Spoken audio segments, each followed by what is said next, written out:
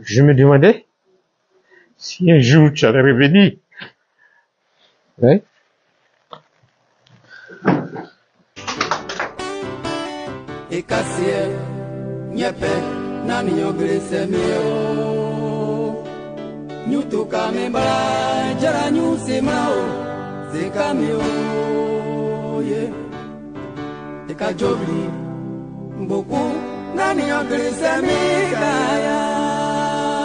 Surtout n'abandonne jamais mon Dieu.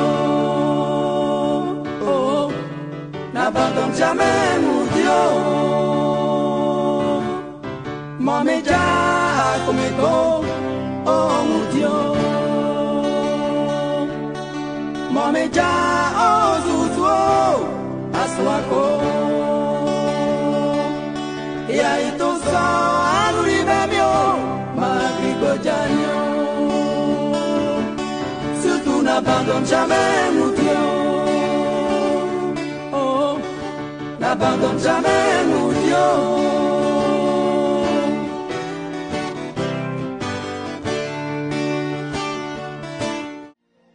Quand je suis sorti de prison,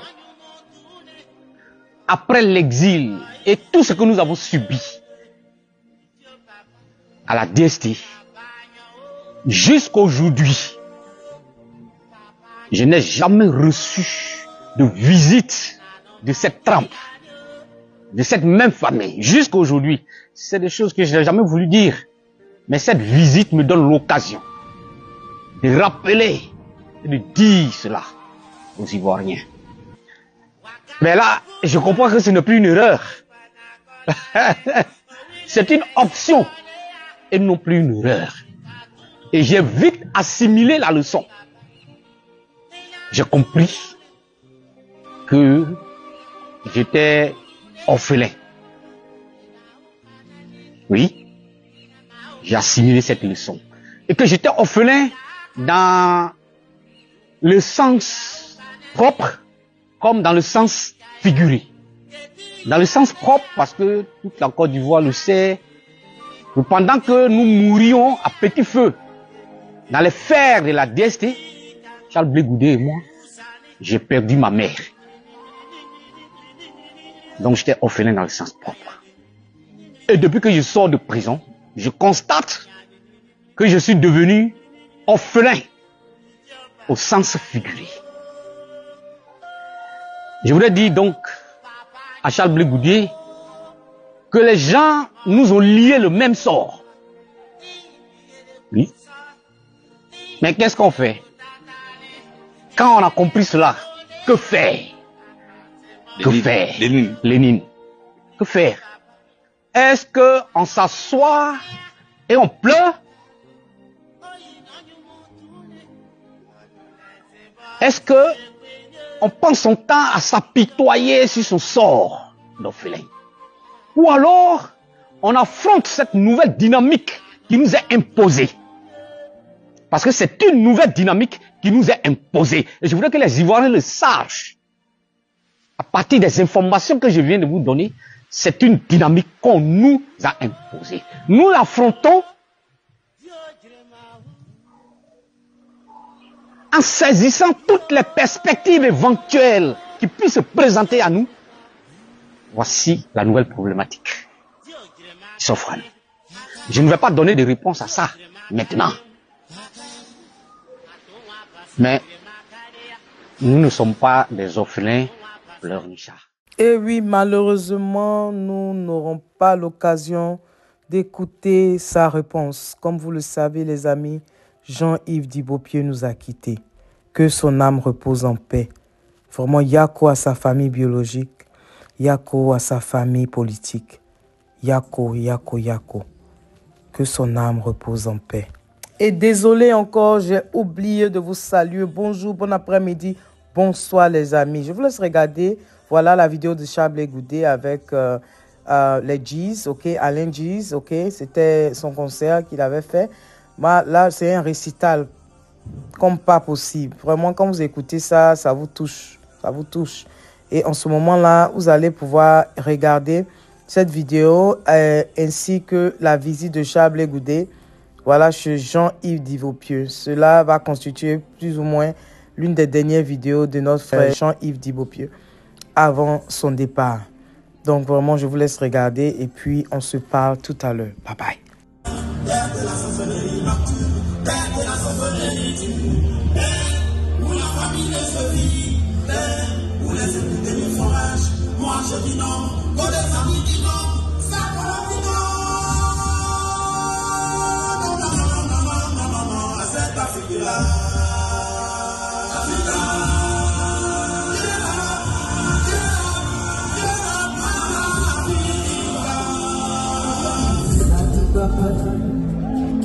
Laisse-moi te compter un peu. Quand je suis né, personne ne croyait que j'allais vivre, parce que j'étais maladif. Et c'est moi jour à celui que tout le monde prenait. Personne n'avait envie de me prendre. Je traînais la pousse, on priait même pour que je meure. C'est l'autre qui était aimé, qui était à bon fort là, c'est lui qui est parti. Et le Tchétchério, ça va regarder, il a survécu à venir dans la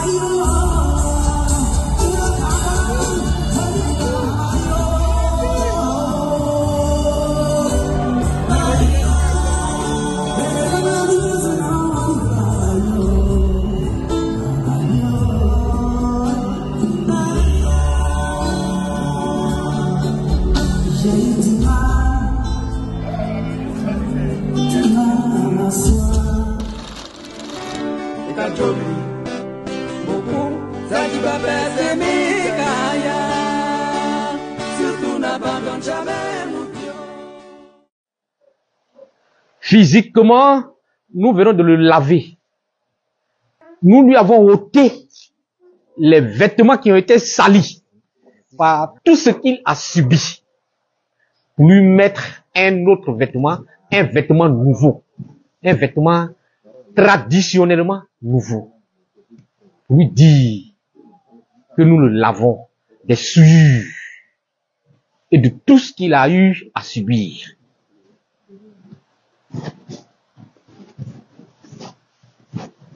Nous ne pouvons faire autre chose que ça.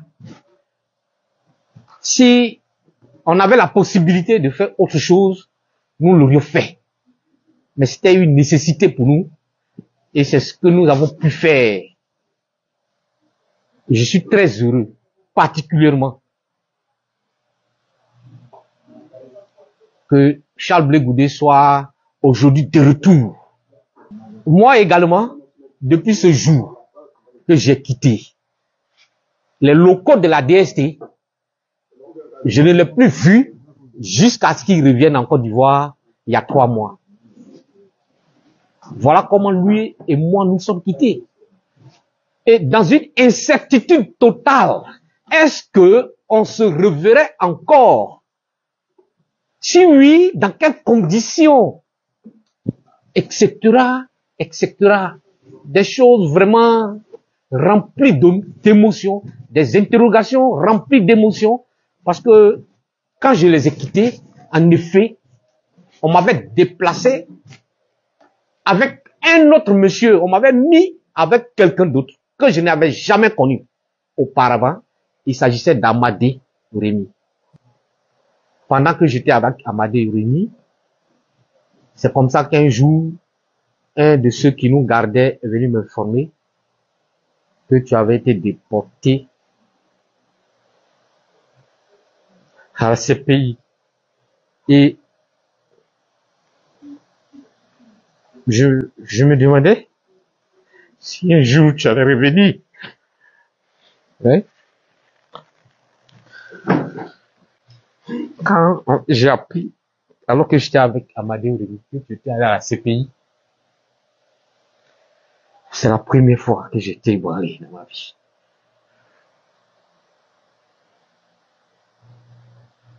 Parce que nous tous, nous connaissons l'histoire de la CPI. Et On a géré ce moment, on peut tenir. Donc, voilà la suite de nos déboires, de nos difficultés et de tout ce que j'ai subi pendant que j'étais à la CPI. Et c'est plus tard, je crois que c'était 1 mois après le camp pénal, que les gens ont annoncé la libération. Voilà un peu ce qui s'est passé avant que je puisse recouvrer la liberté, jusqu'à ce que je sois aujourd'hui là.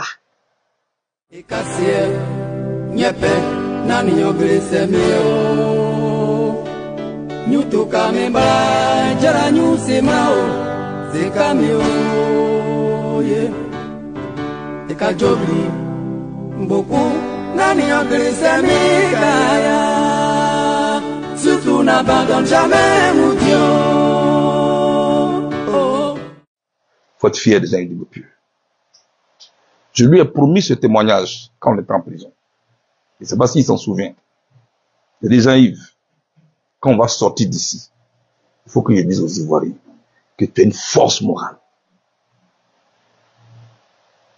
Ce garçon-là est très fort. Je l'ai vu souffrir. Je l'ai vu gémir. Mais c'est ce jour-là que j'ai compris que j'étais impuissant. Et c'est la situation que je ne souhaite pas à mon plus grand ennemi. C'est-à-dire, ton compagnon est là à côté de toi. Il est en train de gémir, il est en train de souffrir. Mais ta cellule est fermée. Et tu n'as aucune possibilité de voler à son secours. En effet, son épaule était déboîtée. Toute la nuit, il appelait au secours. Il pleurait. Des douleurs, vous savez ce que ça peut faire? Déboîtement. Et c'est le lendemain, vers 11h, 13h, qu'ils sont venus enfin le chercher pour l'envoyer à l'hôpital. Il est revenu, je crois, 2 jours après, avec l'épaule bandée et tout ça. C'était la première épreuve qu'il avait vécue. Celle-là était physique. La deuxième épreuve que Jean-Yves a vécue et que je ne souhaite à personne, elle était morale. En effet, moi, c'était la 10e fois que je faisais la prison. Et je savais que Jean-Yves avait perdu sa mère. Je vivais avec cette douleur-là, ce poids. Comment lui dire? Comment il va gérer ça dans cette prison-là? Et puis, un dimanche après-midi, j'ai entendu les cris de Jean-Yves. Il criait de toutes ses forces. Il pleurait. Un policier indiscret venait de lui annoncer le décès de sa mère. C'était difficile. Et je n'ai pas pu tenir. Et j'ai tapé ma porte. J'ai tapé la porte de ma cellule. J'ai tapé à toute tête comme je pouvais. Et ce jour-là, Dieu merci pour nous, le jeune policier qui était de garde a accepté d'ouvrir ma cellule. Et je lui ai demandé, ouvre la cellule du commandant Abbaye, qui était aussi notre voisin. S'il te plaît, on va au moins toucher notre ami, on va...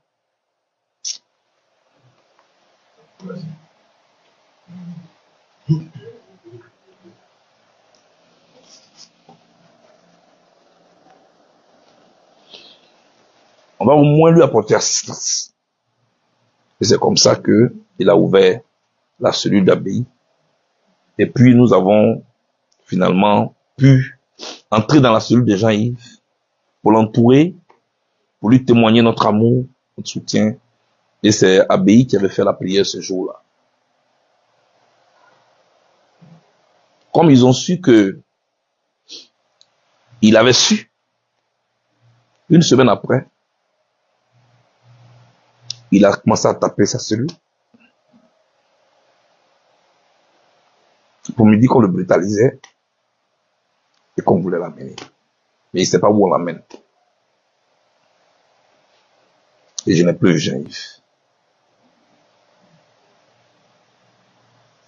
Je ne l'avais plus vu. Ils sont partis avec lui. Le retrouver aujourd'hui, c'est vrai, je l'ai souvent vu en public. Il a tenu à être là quand je venais le 26 novembre. Mais le voir aujourd'hui comme ça, assis côte à côte, ça me fait beaucoup de... Ça réveille beaucoup de choses en moi. Et je voudrais vraiment vous demander d'être fier de lui. Je suis content parce que des gens qui m'aiment sont là. Mais en même temps, j'ai un pincement au cœur. Les amis, tu connais un peu là. Il y a des gens qui étaient venus constater mon poteau. Mais aujourd'hui, tu les as confondus. Ils vont être que bonne la réussite.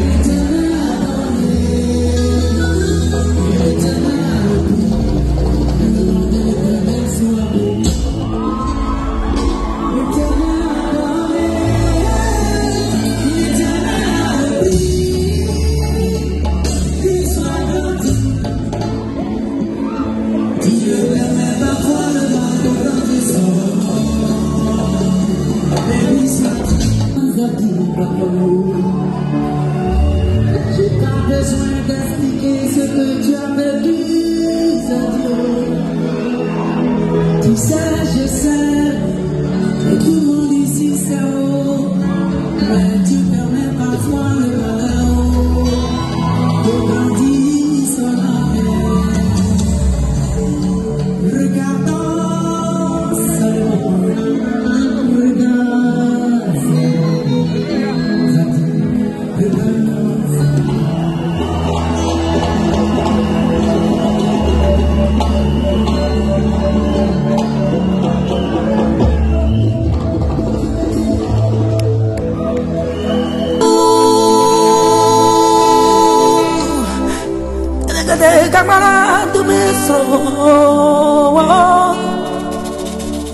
Que dire, que faire quand l'injustice flagrante frappe mon pays de plein fouet?